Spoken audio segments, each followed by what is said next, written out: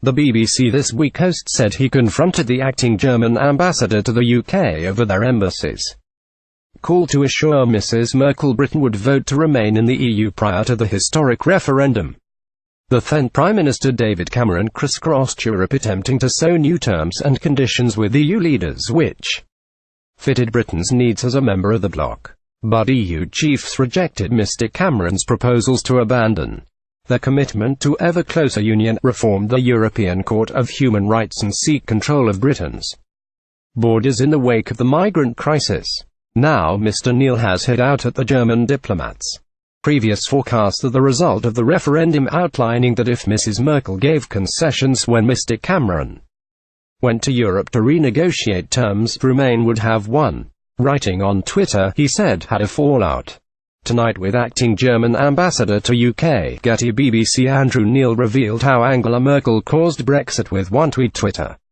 Andrew Neil's tweet on confronting the acting German ambassador to the UK: if your embassy hadn't told Mrs Merkel would vote to remain, she would have given Mr Cameron more concessions and we might well have voted to remain. Andrew Neil: if your embassy hadn't told Mrs Merkel would vote to remain, she would have given Mr Cameron more concessions and we might well have voted to remain. What's your source for that? She asked. Your embassy, I replied. The charge d'affaires acting German ambassador to the UK, Tanja Frian von Uziargleichen, has only been in the post since the previous diplomat, Dr Peter Ammon, stepped down from the post in January. Dr Ammon, who was the German ambassador to the UK at the time Mr Cameron was touring Europe, mocked Brexiteers as stuck in the past earlier this year.